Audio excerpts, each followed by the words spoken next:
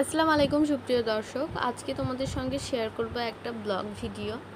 তো আমি প্রায় 7-8 দিন ধরে আমার আব্বুদের বাড়িতে আছি। তো ভাবলাম যে কি তোমাদের সঙ্গে এখানে আছি কি করছি তার একটা ব্লগ শেয়ার করি। ওখানে যে আমাদের বাড়ির সাহায্যকারী সে ঝাঁটটা দিয়ে নিচ্ছে উষারাটা, আর এখানে আমার মা চা করে রেখেছিলেন।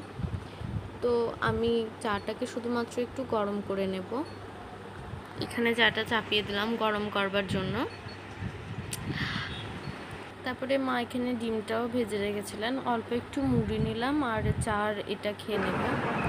তারপরে এখানে মায়ের একটা স্টুডেন্ট আসে, তাকে একটু পড়িয়ে দিলাম। তারপরে আমি চলে গেলাম উপরে, মানে আমি যে ঘরটাতে বিয়ের আগে থাকতাম সেই ঘরটা অনেক নোংরা হয়ে পড়েছিল। আসলে আমার মায়ের পায়ে ব্যথা, তো উনি আর উপরে উঠতে পারেন না, অনেক ঝুল হয়েছিল, অনেক নোংরা হয়েছিল।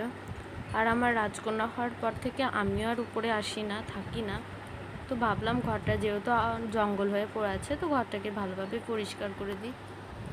তারপরে আমি সুন্দর করে ঝুলগুলো ঝেড়ে ভালোভাবে ঝাঁট দিয়ে নিলাম। এরপরে আমি ঘরটাকে মুছে নেব। তো মায়ের যদিও হেল্পিং হ্যান্ড আছে, কিন্তু সে উপরে আসতে চায় না, করতে চায় না। আর সে বলে আমারও পায়ে যন্ত্রণা, আমি পারবো না করতে। তো আমি যখন আসি আমি চেষ্টা করি একটু পরিষ্কার করে দেবার।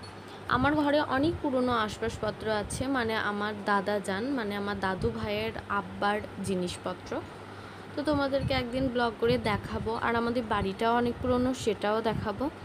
তো আমার ভিডিও তোমাদের কেমন লাগে কমেন্ট বক্সে কমেন্ট করে জানিও। আজকের ভিডিও এতটুকুই, দেখা হবে পরবর্তী কোনো ভিডিওতে। ভালো থেকো, সুস্থ থেকো, আমাদের জন্য দোয়া করো। Thanks for watching.